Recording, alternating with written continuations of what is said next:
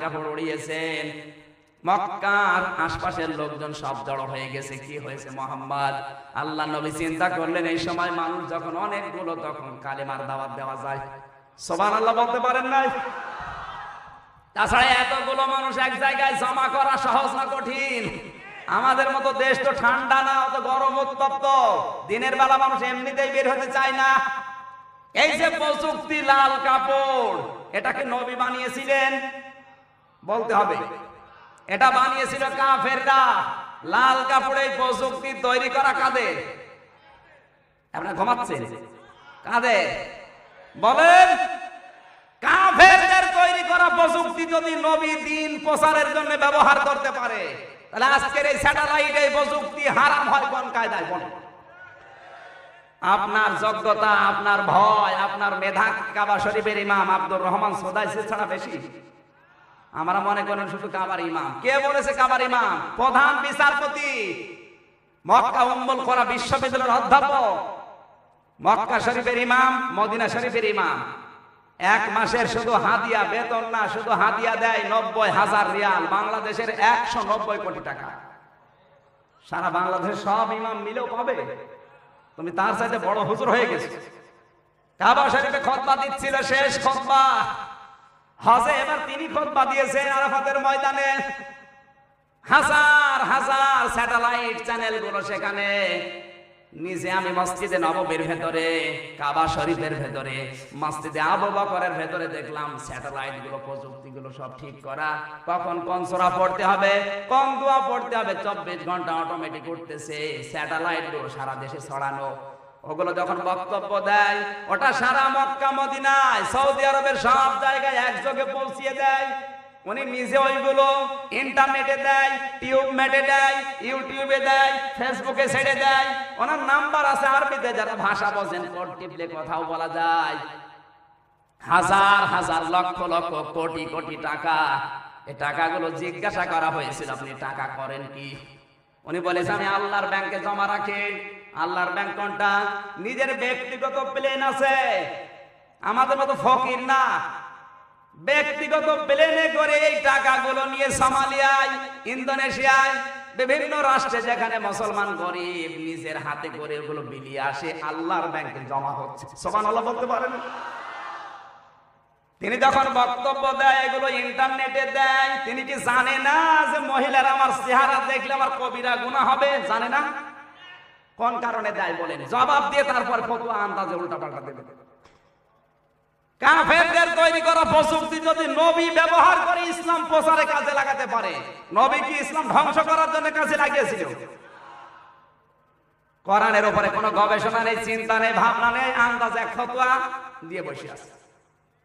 কোরআনে কারীম জানিয়েছে ওয়া'ইদ্দু লাহুম মাসতাতা'তুম মিন কুওয়াতিন ওয়া মির রিবাতিল খাইলি তুরহিবুনা বিহি আদুওয়াল্লাহি ওয়া আদুওয়াকুম। সূরা আনফাল 10 নম্বর পারা 3 নম্বর পৃষ্ঠা 13 নম্বর লাইনে 60 নম্বর আয়াতের প্রথম অংশে আছে। তাফসিরে মুনির, তাফসিরে কাবির, আল্লামা ফখরুদ্দিন রাজি রাহমাতুল্লাহ আলাইহি আয়াতের তাফসীর করতে গিয়ে লিখেছেন, এখানে কিন্তু হাদিসও আছে। যে হাদিসটা আমরা আজ বলে বিভ্রান্ত ছড়ায় মানুষদেরকে। হযরতে উম্মে মাখতুম, একজন অন্ধ সাহাবী, রাসূলের স্ত্রী নিয়ে বসেছিলেন, অন্ধ এসেছে। নবীজি বললেন ঘরের ভেতরে যাও। এই হাদিসের প্রেক্ষাপটটা আপনাকে আগে বোঝা লাগবে। কারণ কোনো কিছু বুঝতে হলে কোনো আয়াত, কোনো হাদিস, ওই আয়াতের ওই হাদিসের শানে নজুল আগে জানা শর্ত। যারা আলেম আছে জিজ্ঞাসা করেন, কোন আয়াত থেকে যদি কোনো হাদিস থেকে কেউ আলোচনা করে, ওই হাদিস, ওই আয়াত আল্লাহ কোন প্রেক্ষাপটে নাযিল করেছে, ওই শানে নজুল জানা নফল না ফরজ? আগে ওইটা জানবেন, নাই তো আপনি আয়াতও বুঝবেন না, হাদিসও বুঝবেন না। কোন প্রেক্ষাপটে নবী ওই কথা বলেছিলেন, আগে হাদিসটা পড়া পড়েন। শুধু ইবারত বলে অর্থ করলে হবে না। আজ প্রযুক্তিগুলো আমাদের হাতে নেই, এই সুযোগে রাম আর বামরা জমিন দখল করে ভারতের চ্যানেল নিয়ে এসে দিয়েছে। তবে একটা দুইটা 36টা চ্যানেল চলছে। কয়টা? তোমার হাতে একটা চ্যানেল আছে বলো? আজ বাংলাদেশের যতগুলো চ্যানেল তাকান, যতগুলো মিডিয়া, সব রাম আর বামরা মালিক। আমরা কিচ্ছু হাতে নিতে পারি নাই, আমরা শুধু আছি হো হো। সেটারই করা জায়গা পাও না। যে ইসলাম প্রচার করবা, ইসলাম টিকিয়ে রাখবা কি দিয়ে? আজ আমরা বিয়ে করি নিজে, বউ আমার না, বউ কুমারের। মেয়েরা বিয়ে করার পরে মেয়ে আর মেয়ে থাকে না, মেয়ে হয়ে যাচ্ছে কিরণমালা নাই কটকটি। কথা বলছে না কেন? মেয়ে আর মেয়েই নেই। আপনি যদি জোর করে মেয়েকে ফাতেমার মতো বানাতে যান হবে না। বলবেন না, আমার মা সারা জীবন আমাকে বানিয়েছে বজ্রমালা, আমি এখন দানা কাটা পৌরি হব। গত বছরের আগের বছর নওগাঁ একটা মাহফিলে ঢোকার সময় চিৎকার করছে মানুষজন, সব এক জায়গায়। জিজ্ঞাসা করলাম, ভাই কি হয়েছে? বলছে, হুজুর এখানে একটা মহিলা এসেছে, লোকজন সব ভিড়। ড্রাইভারকে বললাম, ভাই দেখেন তো বাকি কি অবস্থা? ড্রাইভার বলছে, হুজুর এক হাতের হাতা নেই ব্লাউজের। মনে করলাম গরিবের মেয়ে, ব্লাউজের হাতা লাগাতে পারে নাই। বললাম, ভাই বাকি অবস্থা দেখেন। বলছে, হুজুর ওই হাতাও নেই। দোয়া করলাম, আল্লাহ একেবারেই গরিবের মেয়ে, ব্লাউজের হাতাও লাগাতে পারে নাই, তুমি একটু বরকত দাও। ড্রাইভার আমার বলছে, হুজুর দোয়া তুলে নেন। কারণ এই জিনিস সেই জিনিস না, ডানা কাটা পৌরি। ডানায় কোনো কাপড় থাকে না, কেন থাকে না ওইটা আগে জানতে হবে। কারণ তো 24 ঘন্টা বসে বসে স্টার জলসার স্টার বিলাস দেখে দেখে চরিত্র বানিয়েছে। কথা বলেন, দোষ শুধু বউ আর মেয়ের দিলে হবে? দোষ তো আমাদের। কারণ মিডিয়া গুলো আমাদের হাতে নেই, ওরা দেখবে কি? 45 দিন মক্কা মদিনায় কোনো অশ্লীল আমার চোখে ধরা পড়ে না, টিভি ওখানে দেখি নাই। 24 ঘন্টা কোরআন হাদিস শিক্ষা দিচ্ছে, মানবতা কিভাবে শিক্ষা দেবে ওইগুলো শিক্ষা দেওয়া হচ্ছে। আর এই দেশে টিভি খুললে কিভাবে জেনা করতে হয় সেগুলো শিক্ষা দিচ্ছে। কথা বলেন, মিডিয়া গুলো হাতে নেই, একটা বিভাগে আমাদের লোক নেই। কি দিয়ে আপনি জমিনে থাকবেন বলেন? তারপরে ওয়াজ শুনে বাড়ি যান, খালি উল্টা পাল্টা চিন্তা করেন। এ হুজুর ওই দলের, এ হুজুর ওই দলের। কোন দলের ধরার দরকার নেই। আপনাকে আল্লাহ পাঠিয়েছে কোন জায়গায়, ওইটা জেনে তারপরে বাড়ি যান। পাঠিয়েছে কোন জায়গায়? জমিনে। বলেন, কোরআনের দলিল দিলাম, এর উপর আর দলিল আছে? আজ আমাদের বাংলাদেশের মেম্বার, চেয়ারম্যান, মেয়র, এমপি, মন্ত্রী, ডিসি, এসপি, টিওনো, এগুলো সব যা ওমরের মতো বানাতে পারতাম। ঘাড়ে করে খাবার বয়ে মানুষের দুয়ারে দুয়ারে পৌঁছে আসছে। বিচার ব্যবস্থায় ছিলেন হযরত ওমর। তাকান তো তিনি কেমন খলিফা, বসে আছে রাজদরবারে। এক বিধবা মহিলা তার একটা যুবতী মেয়ে সঙ্গে নিয়ে এসে বলে, খলিফা এই আমার যুবতী মেয়ে, আপনার ছেলে আবু শামা ধর্ষণ করেছে, আমি বিচার চাই। খলিফার সামনে তার ছেলের বিরুদ্ধে ধর্ষণের মামলা, ওর মাথা থাকার কথা? বলেন, সবাই এক না?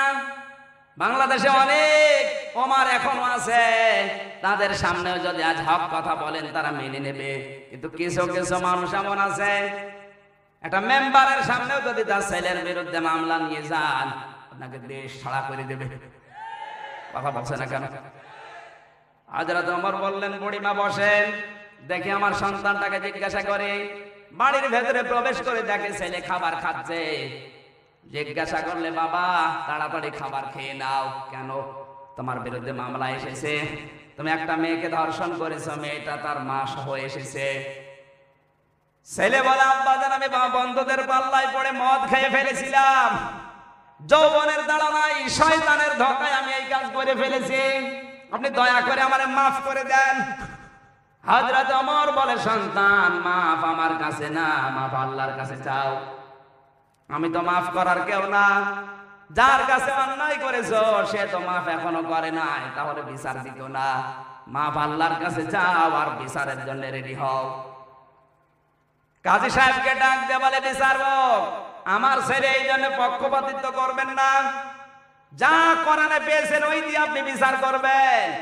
বিচারপতিও সেই রকম ডাক দিয়ে বলে, খলিফা ছেলে আপনার না সাধারণ মানুষের আমার দেখার দরকার নেই, আমি তো বিচার করবো আল্লাহর কোরআন দিয়ে। সুবহানাল্লাহ বলতে পারেন নাই?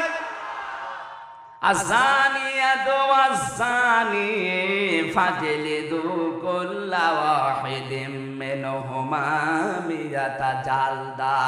সূরা নূর 18 নম্বর পারা 9 নম্বর পৃষ্ঠা 2 নম্বর লাইনের 2 নম্বর আয়াতের প্রথম অংশে আছে আল্লাহ পাক বলেন জেনাকার নারী হোক আর পুরুষ হোক যদি সাক্ষ্য প্রমাণে ধরা পড়ে 100 চামড়ার বেত দিয়ে মারা লাগবে। কিসের বেত বলেন?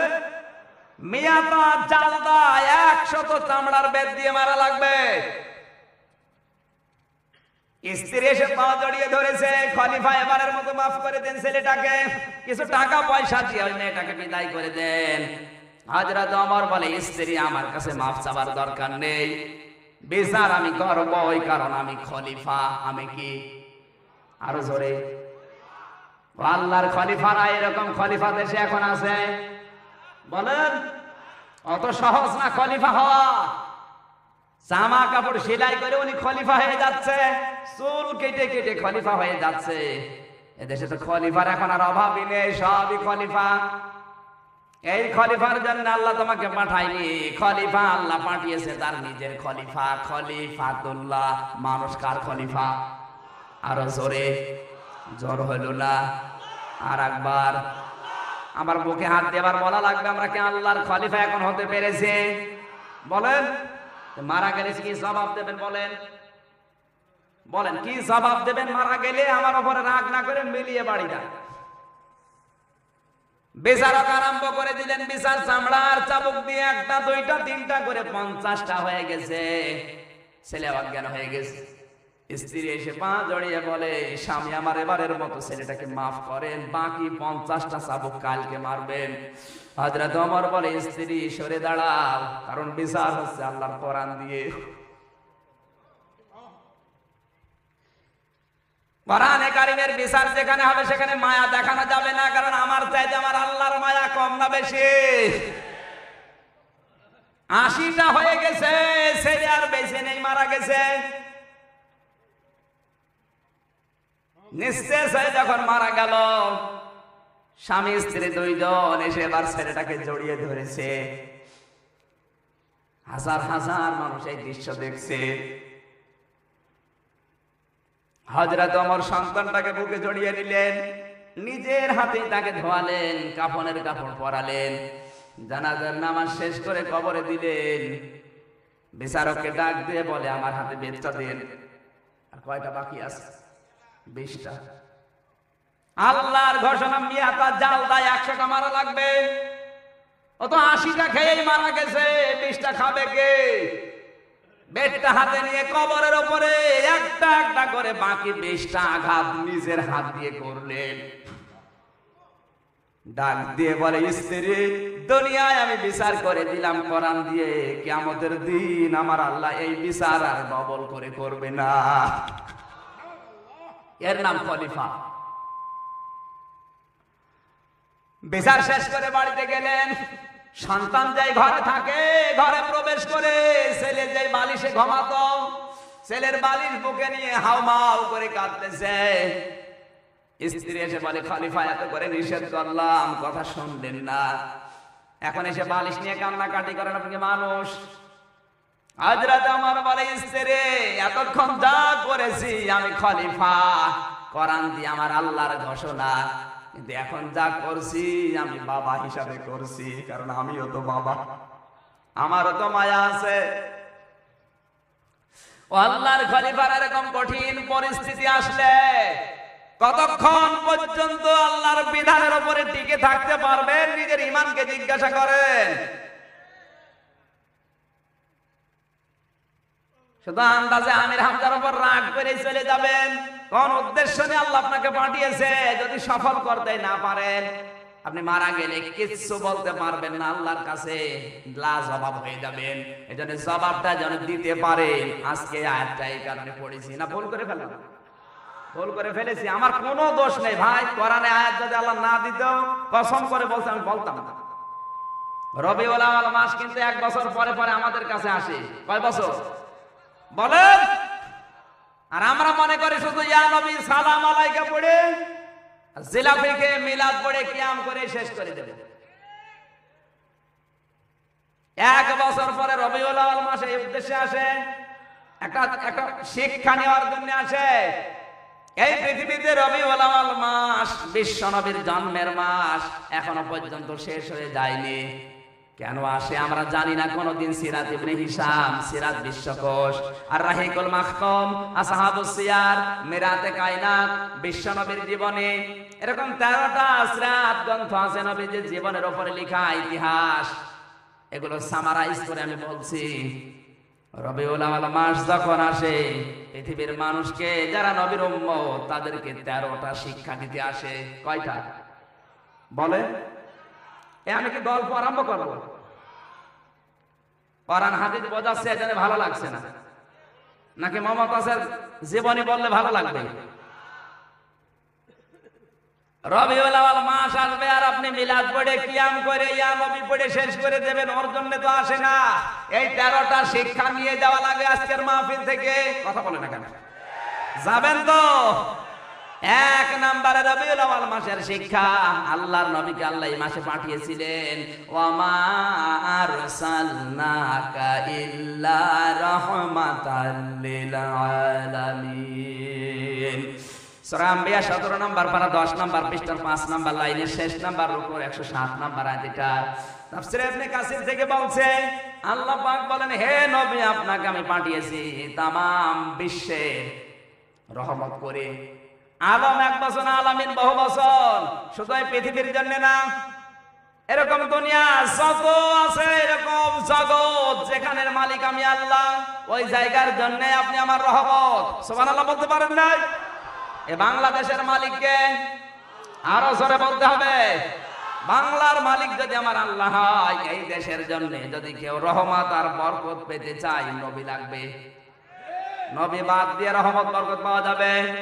হালিমাতুস সাদিয়া একজন মুশরিকা মহিলা। কি মহিলা ছিলেন? মুশরিকা, ঈমান ছিল না তার, কিন্তু নবীকে কোলে তুলে নেওয়ার সঙ্গে সঙ্গে আল্লাহ তাকে বরকত দিয়ে দিয়েছেন। সিরাত ইবনে হিশাম, হালিমা বলেন, নবীকে যখন কোলে তুলে নিয়েছি সঙ্গে সঙ্গে দেখি আমার 2টা স্তন দুধে পরিপূর্ণ হয়ে গেছে। ডান স্তন নবীকে দান করলাম, বাম স্তন যখন দিয়েছি নবীজি মুখ বের করে নিলেন। চোখের ইশারা দিয়ে আমাকে বোঝাতে চাই, মা হালিমা, আমার যে স্তনটা ছিল হক, আমি তো এটা পান করেছি। বামটা তো আমার হক না, এটা আমার দুধ ভাই আব্দুল্লাহর হক। আপনি আমাকে জোর করেন কোন কারণে? দুনিয়া আমি হক নষ্ট করার জন্য আসি না, এসেছি ভাইয়ের হক ফিরিয়ে দেওয়ার জন্য। ও বাংলার মুসলমানেরা, যেই নবী মায়ের কোলে বসে এই রবিউল আউয়াল মাসে ভাইয়ের হক নষ্ট না করে ভাইয়ের হক মায়ের কোলে বসে ফিরিয়ে দিয়েছে, আর সেই নবীর উম্মত এখন বড় হওয়ার পরে ভাইয়ের জমি আস্তে করে জাল দলিল করে লিখে নেয়। নাই মুমিন সাহেব নেই। শরীক যারা ফাঁকি দিয়েছেন, কান খাড়া করে শোনেন, তিরমিজি শরীফের হাদিস। আপনার ছেলে হোক, মেয়ে হোক, ভাই হোক, বোন হোক, জনগণ হোক, শরীক যারাই ফাঁকি দিয়েছেন, আপনার 2টা ক্ষতি হবে। 1 নম্বরে যত ইবাদত বন্দেগী করেছেন আপনার মাথার উপরে উঠবে না। 2 নম্বরে মারা যাওয়ার সময় আপনি বেঈমান হয়ে মারা যাবেন। শরীক ফাঁকি দেওয়া মানুষ এই মুমিন সাহেব আছে না নেই? একটু হাত তোলেন তো দেখি। তো অনেকগুলো মানুষ হাত তুলছে। দাড়িওয়ালা মানুষকে এটা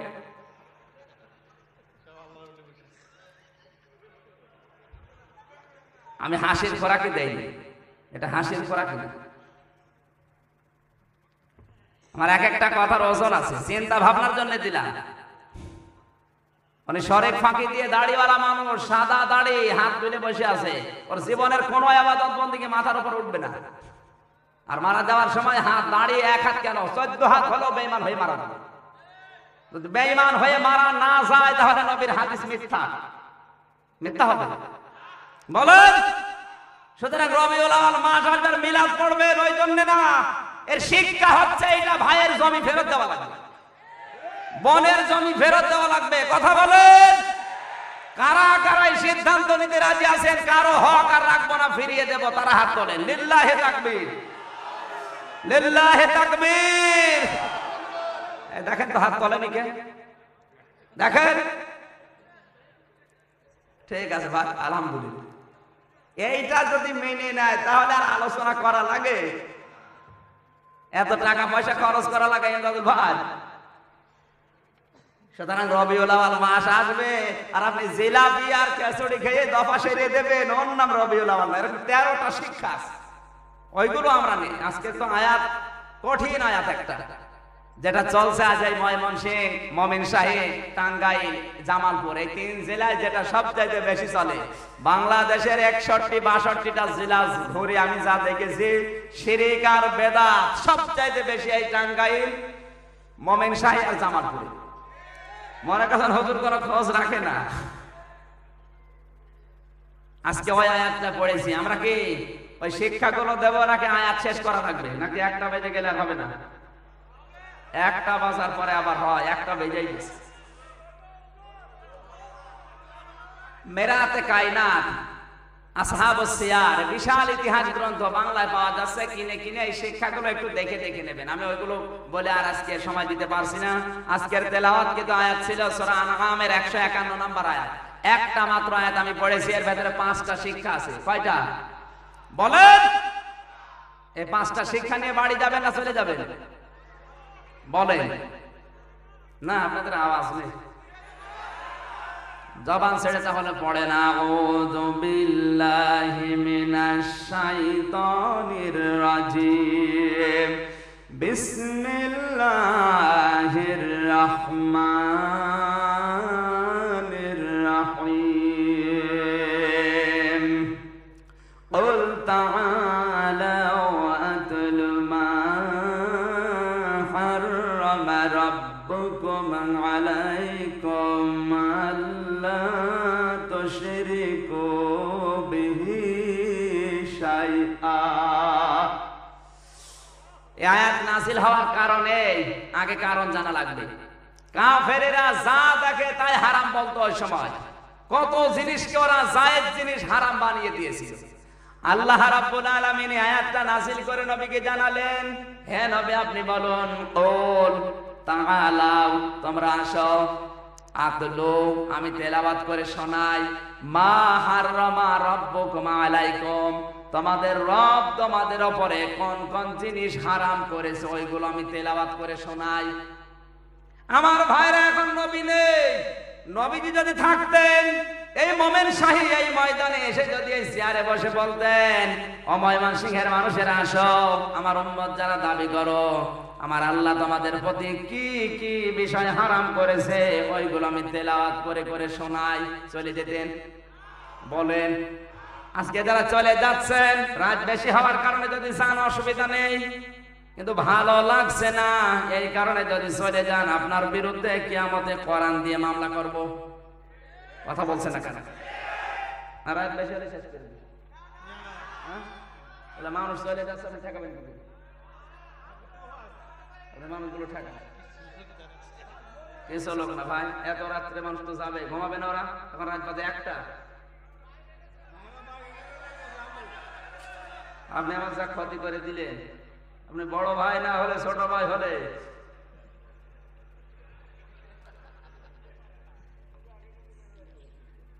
এখন এই আয়াতটা আমি কি করি, মহা মুসিবতে পড়লাম। এখানে যত দলিল আমি লিখে নিয়ে এসেছি, আমার খাতায় একেবারে পুরা নোট করা, এত দলিল আছে এর ভেতরে। 1 নম্বরে আমার আল্লাহ হারাম করেছেন, আল্লাহ তুশরিকু বিহি শাইআ, তোমাদের উপরে হারাম হচ্ছে তোমরা কখনো আল্লাহর সাথে শিরিক করবে না। শিরিক শব্দটা জন্মের পর থেকে শুনছি, কিন্তু আজ পর্যন্ত এটা স্পষ্ট হয়নি আমাদের কাছে। শিরিক প্রধানত 4 প্রকার: শিরিক বিল জাত, শিরিক বিল সিফাত, শিরিক বিল হুকুক, শিরিক বিল ইখতিয়ারাত। এই 4 নাম্বার প্রকার আবার 8 প্রকার। 8 নাম্বার প্রকারটা 12 প্রকার, 12 নাম্বার প্রকারটা 42 প্রকার, 42 নাম্বার প্রকারটা 72 প্রকার।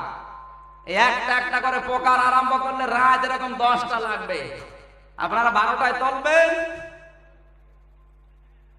একটাই শেষ করলে খুব শেষ হবে। এবার একটা একটা করে পয়েন্ট আকারে যদি বলি, থাকবেন তো? 1 নম্বরে শিরিক, আল্লাহ নাম দিলেন কেন? কারণ এই পৃথিবীতে কেউ যদি শিরিক করে, আমার আল্লাহ বলে না, কাদিমনা ইলা মা আমিলু মিন আমালিন ফাজআলনাহু হাবাম মানসুরা। সূরা ফুরকান 19 নম্বর পারা 1ম নম্বর পৃষ্ঠা 3 নম্বর লাইনে 23 নম্বর আয়াত। এটা এই পৃথিবীতে কোন মানুষের আমলনামায় যদি শিরিক থাকে, আমি আল্লাহ কিয়ামতের ময়দানে ধুলি কণার মতো মুখের উপরে নিক্ষেপ করব। আপনার অন্যান্য আমল যদি নাও থাকে, যদি শিরিক না থাকে ইমানের ভেতরে, আল্লাহ মাফ করে দেবে। ইন্নাহু মান ইউশরিক বিল্লাহি ফাকাদ হারামাল্লাহু আলাইহিন নার আলাইহিল জান্নাহ ওয়া মাআওয়াহুন নার। আল্লাহ পাক সূরা মায়েদা 6 নাম্বার পারা 19 নাম্বার পৃষ্ঠা 12 নাম্বার লাইনে জানিয়েছেন, এই পৃথিবীতে কোন মানুষ যদি শিরক করে ওর জন্য আমার জান্নাত হারাম। জান্নাত কি? এ ফতোয়া দিলেন কে? আল্লাহ যদি বলেন শিরক যারা করবে ওদের জন্য আমার জান্নাত হারাম, আপনার কোন বাবা জান্নাতে নিয়ে যাবে বলেন? তাহলে বিষয়টা যেমন তেমন বিষয় না, যেমন তেমন বিষয়। আল্লাহ নিজে ফতোয়া দিলেন জান্নাত আমি হারাম করে দেব। ইন্নাল্লাহা লা ইয়াগফিরু আন ইউশরাকা বিহি ওয়া ইয়াগফিরু মা দুনা যালিকা লিমান ইয়াশা। রব্বুল আলামিন বলেন আমি আল্লাহ সব গুনাহ ইচ্ছা করলে মাফ করে দিতে পারি, কিন্তু শিরক যারা করবে আমি আল্লাহ তাদের মাফ করি না। ও মুমিন সাহেব ভাইরা, আল্লাহ এক নম্বরে যেটা হারাম করেছেন নবীদের মাধ্যমে যেটা জানিয়েছেন, আমাদের এই মুহূর্তে সিদ্ধান্ত নিতে হবে জীবন চলে গেল আমরা শিরক। আরো জোরে বলেন, যেই পীর শিরক করে ওই পীরের দরবারে যাব না। শিরক কারা করে আমি নাম ধরে বলছি, এই আটরশি, এই দেওয়ানবাগি, এই রাজারবাগি, সুরেশ্বরী, কুতুববাগি, এখন আবার ডিজিটাল কায়দায় যুক্ত হয়েছে ঢাকার পান্থপথের লিটন দেওয়ান চিশতি। পাথরের ব্যবসা করে যাচ্ছেন, দেদারছে। কাবার পাথর সম্পর্কে আমরা যে হাদিস পড়েছি, হযরত ওমর কাবার পাথরকে লাঠি নিয়ে বলেছিলেন, কাবার পাথর তুমি জান্নাতের পাথর, চুমা দিলে গুনাহ মাফ হয়ে যায়। কিন্তু তোমাকে আমি দেখেছিলাম যে নবী চুমা দিচ্ছে, এই কারণে চুমা দেই। যদি দেখতাম যে নবী তোমাকে চুমা দেয়নি, তোমাকে আমি চুমা দিতাম না। শুধু চুমা দিতাম না তা না, এখান থেকে নামিয়ে টুকরা টুকরা করে ফেলতাম। কারণ তুমি আবার ভালো করতে পারো না, মন্দও করতে পারো না। কাবার পাথর যেটা তামাম দুনিয়ার মানুষ যায় চুমা দেওয়ার জন্য ব্যতিব্যস্ত, আমি চারবার সুযোগ পেয়েছিলাম। কিন্তু সেই পাথর সম্পর্কে ওমর যদি একথা বলতে পারে, লিটন দেওয়ান চিশতির পাথরের খবর আছে, বলছেন না কেন? কি ব্যবসা করে যাচ্ছে, পাথর নিয়ে ছেলে মেয়ে হবে, এ পাথর নিয়ে সংসারে কোনো শান্তি থাকবে না। ওকে কাবার পাথরের চাইতে দামি পাথর, বলেন না কেন? এটাই বিশ্বাসগুলো আমাদের ভেতরে ঢুকিয়ে দিচ্ছে আজ। এই জন্যই মানুষ তাবিজ ব্যবহার করে না। এলাকা তাবিজ নেই, তাবিজ ব্যবহার করা হারাম, হারাম এবং শিরক। তাবিজ আছে মাজায়, গলায়, হাতে, কার কার হাত বলেন তো দেখি, দেখেন। যদি থাকে এই মুহূর্তে তাবিজ খুলে ফেলে দেওয়া লাগবে। আল্লাহ নিজে জানিয়েছেন আলাইসাল্লাহু বিকাফিন আবদা, আমি আমার বান্দার জন্য যথেষ্ট না যে তাবিজ নেওয়া লাগবে? বলেন, আল্লাহকে আমাদের জন্য যথেষ্ট না যথেষ্ট না? আরো জোরে বলতে হবে। তাহলে তাবিজ নেওয়া যাবে? যাদের আছে খুলে ফেলে দেবে। আজ অনেক নামধারী হুজুর মুখে দাঁড়িয়ে দিয়ে সব বাগাই দিয়ে তাবিজের ব্যবসা করে যাচ্ছে। একটা সাহাবীর হাদিস প্রমাণ করেন তো নবীজির পক্ষ থেকে যে তাবিজ ব্যবহার করা জায়েজ করেন। আপনি ভণ্ডামি করার জায়গা পান না? 305 টাকা 50 পয়সা লাগবে তাবিজ দেখতে। কোন জায়গায় সিটারি পেয়েছো? ইসলাম তুমি নিজে বানাবা? মক্কা মদিনায় তো কোনো তাবিজ দেখলাম না। ইসলাম বানিয়ে বানিয়ে নিয়েছে। ইসলামের ভেতরে যেটা নেই ওইটা যদি কেউ নতুন করে আবিষ্কার করে ও কাফের, বলতে হবে। আর ইসলামে যেটা আছে কেউ যদি ওইটা মাইনাস করে ও কাফের। কথা বোঝা যাচ্ছে না? ইসলামে যেটা নেই ওটা মানা যাবে না। আর অনেক মানুষের দরবারে দেখবেন পীর সাহেব মরে যাচ্ছে, আস্তে করে বড় ছেলে চেয়ারে বসে গদ্দিনশীল পীর। ওরে শয়তান, কিসের গদ্দিনশীল পীর? হযরত ওমর যদি বলতেন আমার ইন্তেকালের পরে আমার মেয়ে আমার ছেলে বসবে এই চেয়ারে, কেউ নিষেধ করতো? বলেন। আপনি যে শরীফের নাম দেন না কেন পৌঁছাতে পারবেন না দলেন দিয়ে। ওমরের চাইতে তো আপনার পীর বড় হুজুর না? বড় হুজুর। ওমর যদি এটা না করে, আপনার দরবারে যদি এই সিলসিলা জারি থাকে, বুঝতে হবে ওটা ইসলাম না, ওটা বানানো ইসলাম। আজ বাংলাদেশে 48,000-এর উপরে পীর। একটা পীরের দরবার দেখান তো যেখানে রাজতন্ত্র নেই, দেখান দেখান। উনি মারা যাওয়ার পরে আস্তে করে বড় ছেলে চেয়ারে বসে গদ্দিনশীল পীর। কোথায় পেয়েছেন এটা? নবীজি যদি বলতেন আমার ইন্তেকালের পরে আমার মেয়ে ফাতেমা বসবে চেয়ারে, কেউ নিষেধ করতো? করতো? নবী যেটা করে নাই, সাহাবা একরাম করে নাই। আপনি ইসলামের ভেতরে এটা নতুন করে ঢুকিয়ে পীরের ব্যবসা করে যাচ্ছেন। কোন কারণে বলেন, তারপরে অন্য জায়গায় যাবেন। আমি আপনাকে পীরের মুরিদ হতে নিষেধ করছি না। পীর যদি কেউ দাবি করে, তিনটা কোয়ালিটি তার থাকবে। তাফসীর ইবনে কাসির 1 নম্বরে পড়া কোরআন শরীফের প্রত্যেকটা আয়াতে 6,666টি আয়াতের অর্থ করে সাবজেক্ট তৈরি করে কথা বলার যোগ্যতা তার থাকবে। 2 নম্বরে প্রতিটি আয়াতে জের জবর এরাব দেওয়ার যোগ্যতা তার থাকবে। 3 নম্বরের মাথা থেকে পা পর্যন্ত পুরা সুন্নাতের পাবন্দি থাকবে। এই 3টা শর্ত মেনে পীর হচ্ছে বাংলাদেশে। একটা দেখান, আমি সেখানে দেখাবো। এই দেখান, একটা আয়াত দিয়ে অর্থ করে ব্যাখ্যা করে সাবজেক্ট তৈরি করে কথা বলতে বলেন, দূরের কথা ওর পায়জামা গরম হয়ে অন্য কিছু হয়ে যাবে। অনেক পীর এই দেশে আমরা পেয়েছি, জের জবর এরাব দেওয়া দূরের কথা, এরাব কিও তাও বসে। বাবা পীর ছিল, বাবা মারা গেছে, আস্তে করে চেয়ারে বসে গদ্দিনশীল পীর, দাঁড়িয়েও নেই, গোপনে নমো। কি ওইটা কি নমো? এই সরাতি এমদাদুল হক হামিদ ভাইয়ের যে মসজিদ বাইতুল আমান, এই মসজিদের যে ইমাম সাহেব আছে, সকালবেলা যদি কেউ চেয়ে দেখে ইমাম সাহেব দাড়ি কেটে সফাং সফা নামাজ পড়বেন, কি বলবেন? হুজুর আপনি দাড়ি কেটেছেন কেন?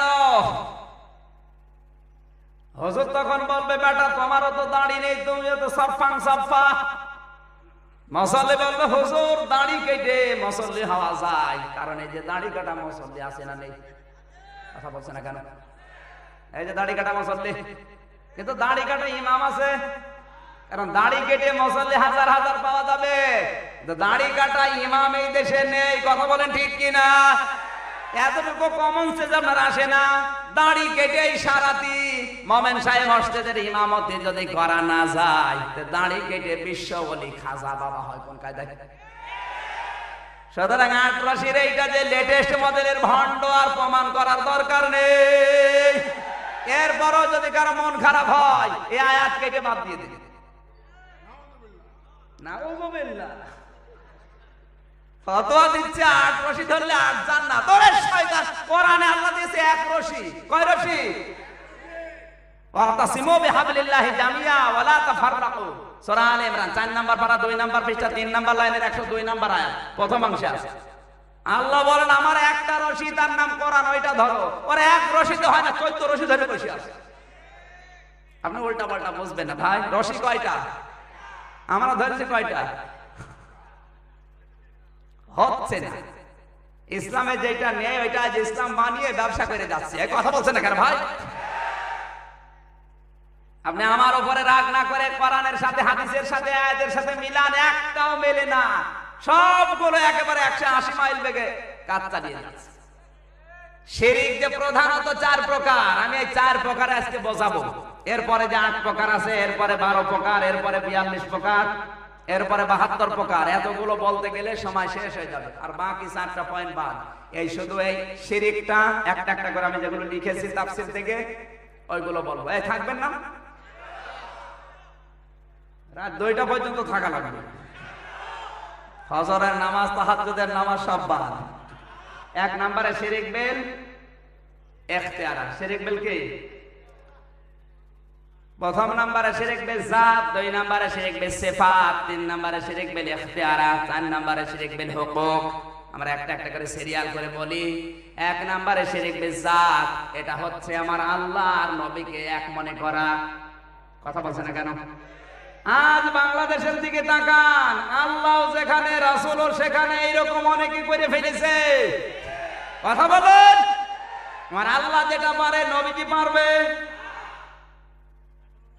আল্লাহু আকবার পরে ওই দেশে দেখলাম কেউ যদি বুকে হাত দেয়, পেটে হাত দেয়, হাত ছেড়ে দেয়, কোনো অসুবিধা নেই। কিন্তু এই জিনিসটা নিয়ে মারামারি আজ বাংলাদেশে কথা বলছে না কেন?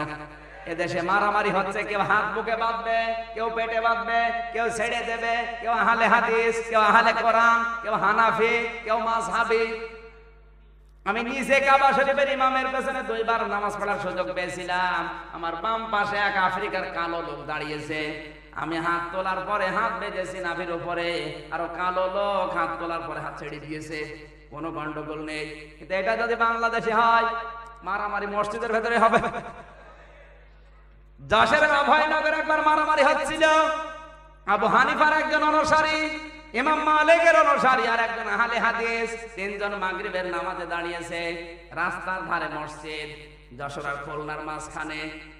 আল্লাহু আকবার বলে হাত বেজেছে আবু হানিফার যে ইমাম মালিকের যে অনুসারী বুকের উপরে। আবু হানিফার যে অনুসারী বলছে, হুজুর আপনার নামাজ হচ্ছে না, পেছনে আসেন। ওরা পেছনে দিয়ে আল্লাহু আকবার বলে হাত বেজেছে নাভির উপরে। পেছনে ছিল আর এক লোক বলছে, হুজুর আপনার নামাজ হচ্ছে না, পেছনে আসেন। আল্লাহু আকবার বলে হাত ছেড়ে দিয়েছে।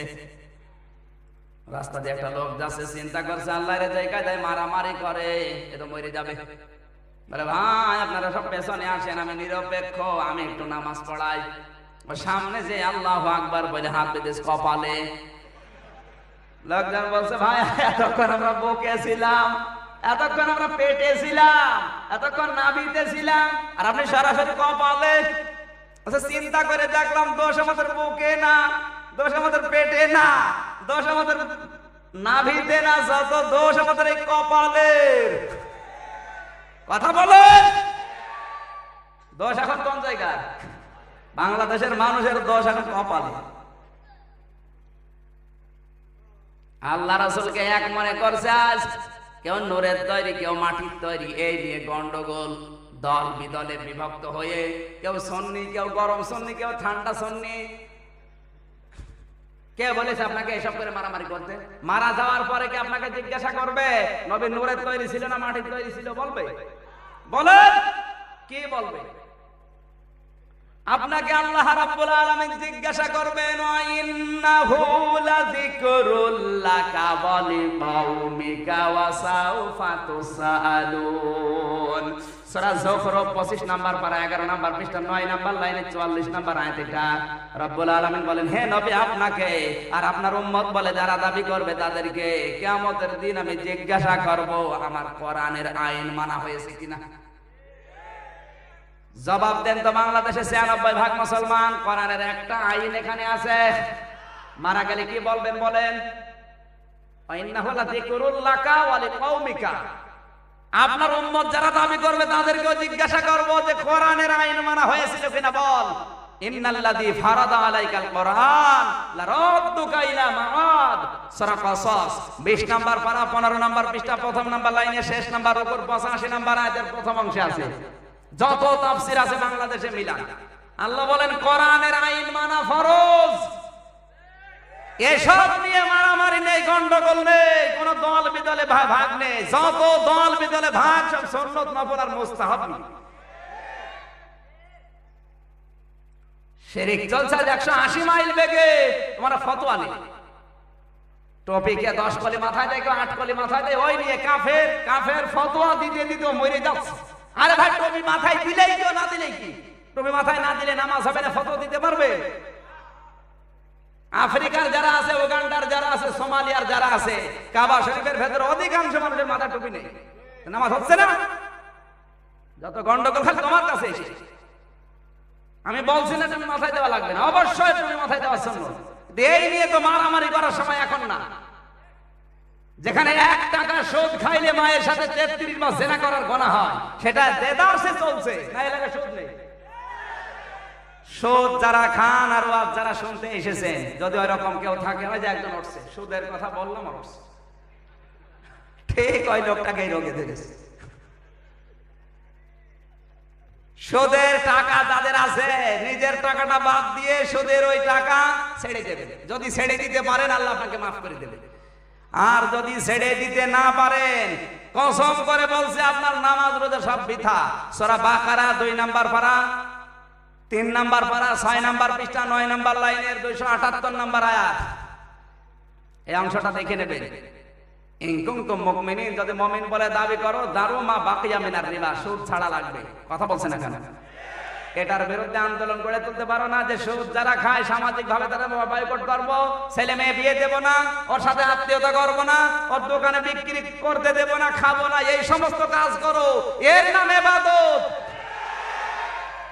সুদ যে খেয়ে চ্যাম্পিয়ন হচ্ছে, নোবেল পাচ্ছে, তার সাথে আত্মীয়তা করছে, আর উনি মারামারি করছে, আল্লাহুম্মা আমিন বলানি। আরে ভাই, আপনি নামাজের পরে মোনাজাত করলেই কি আর না করলেই কি, ও কি আপনার মরণের পরে জিজ্ঞাসা করবে? ছোটখাটো বিষয়গুলো ভুলে যান। আর শিরিক যেটা হচ্ছে, আল্লাহ রাসূল কাজ অনেকে এক বানিয়ে ফেলছে বিভিন্ন দরবারের মাধ্যমে। ইয়া রাসূলুল্লাহ, ইয়া রাসূলুল্লাহ বলে জিকির করে। এদেশে আছে না নেই? জিকির করা লাগবে কার নামে? আরো জোরে বলেন। আল্লাহ বাদ দিয়ে অন্য কারো নামে জিকির করা কি?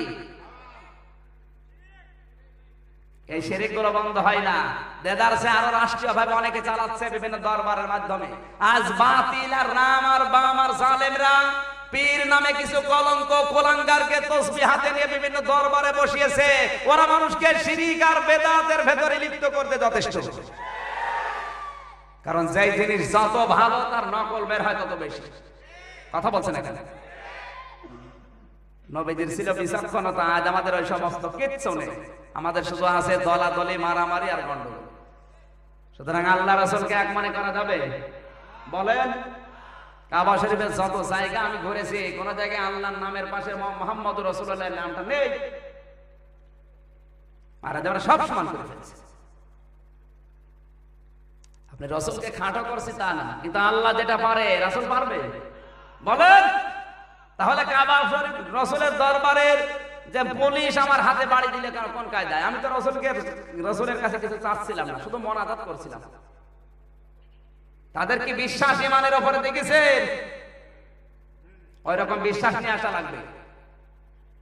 এক একটা পয়েন্টের ভেতরে কত কথা আল্লাহ লুকিয়ে দিয়েছেন, শুধু টেনে টেনে বের করা দরকার। এই জন্য কোরআনের উপরে যাদের গবেষণা বেশি, কোরআন নিয়ে যাদের চিন্তা ভাবনা বেশি, ওর হাতে আল্লাহ নতুন নতুন তথ্য ধরিয়ে দেবে বেশি।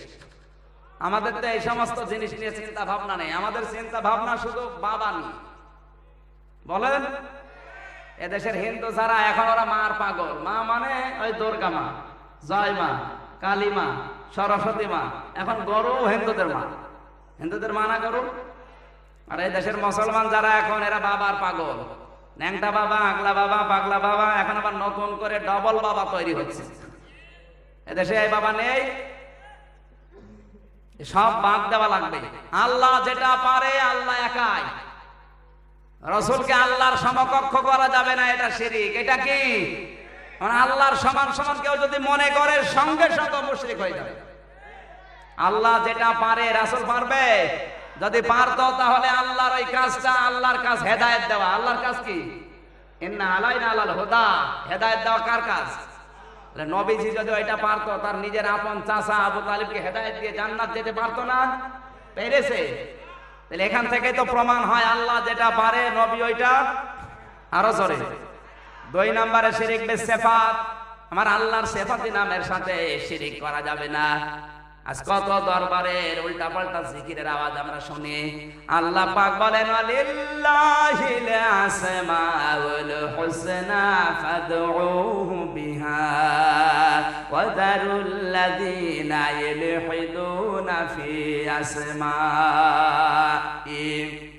সূরা আরাফ 9 নম্বর পারা 13 নম্বর পৃষ্ঠা 4 নম্বর লাইনের 179 নম্বর আয়াত। রব্বুল আলামিন বলেন, পৃথিবীর মানুষ, আমি আল্লাহর সুন্দর সুন্দর নাম আছে, যে কোনো নামে পারো ডাকো, কিন্তু আমার নামকে যারা ইলহাদ করে, আমার নাম যারা উল্টা পাল্টা করে ডাকে, ওদের নামের সাথে তোমরা আমাকে ডেকো না। আজ একদমে অনেকে 100 বার আল্লাহ বলে, এরকম জিকিরও আছে না নেই? বলেন। কোরআন শরীফে আল্লাহর নাম যে জায়গায় আছে স্পষ্ট আছে, ওয়ারাতিলিল কোরআন তারতিলা। স্পষ্টভাবে থেমে থেমে আস্তে আস্তে তেলাওয়াত করো। তুমি জিকির করো না ফিকির করো, কিছুই বোঝা যায় না। হু হু কোন জায়গায় জিকির আছে দেখান। এমন এমন জিকির দিয়ে দিচ্ছে যেগুলো শয়তান পর্যন্ত আশ্চর্য হয়ে যায় যে একই জিকির। আল্লাহর নাম যারা পরিবর্তন করে ইলহিদুন, এলহাদ করে যারা ডাকে, উল্টা পাল্টা করে, জহবা আঁকা বাঁকা করে, ওদের নামের সাথে তোমরা ওদের সাথে জড়ো হয়ে ডাকবা না। এ হুকুম কার বলেন, নাকি আমার হুকুম? যে সমস্ত দরবারে এই শিরকটা চালু করছে সূক্ষ্মভাবে, খুব সতর্ক থাকবেন। 3 নম্বরে শিরক বিল ইখতিয়ারা, এটা হচ্ছে মানুষ দেখানো শিরক। কিছু মানুষ ভোটে দাঁড়ানোর আগে পোস্টার লাগাবে, এত নামের সাইনবোর্ড দেওয়া থাকে, 14 লাইন শুধু টাইটেল। এলাকার কৃতি সন্তান, গরিবের বন্ধু, গম মারার সোম। তোমার অত টাইটেল দরকার কি? তোমার যোগ্যতা আছে, জনগণের সামনে দাও, জনগণ তোমাকে ভোট দেবে। 14 লাইন টাইটেল দেওয়ার তোমার দরকার আছে? আর কিছু কিছু বক্তার নাম তো নাম খুঁজে পাওয়া যায় না, নাম খুঁজে পাওয়া যায়। মোসাদ্দেদে জামান, ভারতের কামান, হাওড়ার ব্রিজ, যমুনার সেতু, কোসে আ ওই রহমতুল্লাহ আলাই, নাম নেই, নাম আছে। আজ নামের শেষে কত লকব, আজাদি, মাদানি, খাদানি। সেদিন একজনের নাম দেখলাম জিহাদি, গোতানি, তোফানি, ওর নাম দিয়েছে জাগরণী।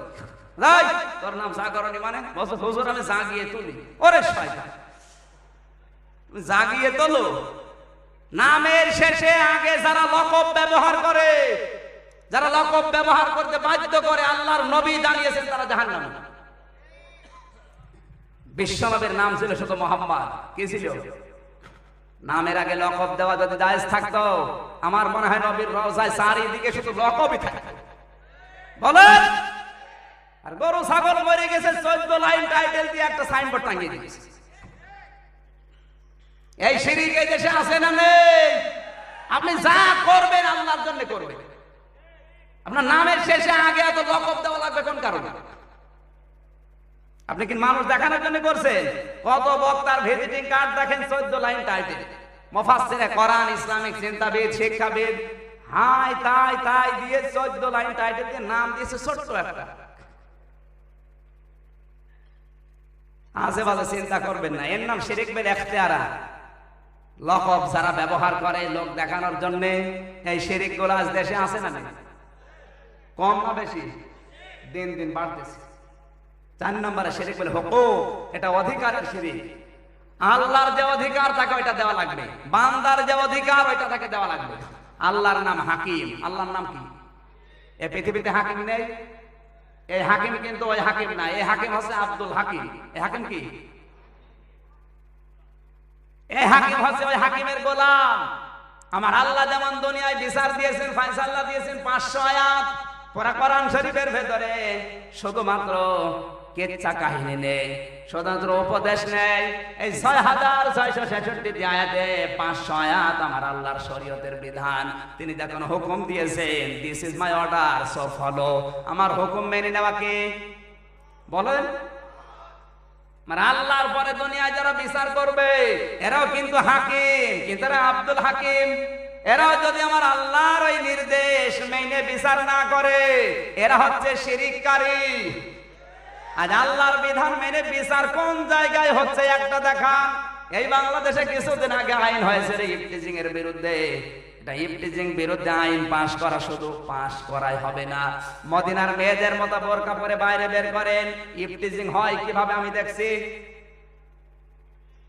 মদিনার মেয়েদের যে বোরকা, মসজিদে নববীতে নামাজে আসেন, মদিনার মেয়েদের বোরকা গুলোর ভেতরে আমার মানে 4-5টা মানুষ একসাথে ঢুকতে পারবে। আর এই দেশের মেয়েরাও বোরকা পরে, ফুল ফুলরা বোরকা, এমব্রয়ডারি করা বোরকা, এত টাইট ফিট, একবার গায়ে দেওয়ার পরে খুলতে গেলে রসাটা ছিড়িয়ে যায়। এরকম বোরকা নেই? অনেকে বোরকা পরে মাজার কাছে টাইট করে দেয়, যেন মাজা হেলে দুইলে চলে আর মানুষ দেখে। কুষ্টিয়ার বড় বাজারে দেখি এক দর্জির মুখে এক মহিলা দিয়েছে এক থাপ্পড়।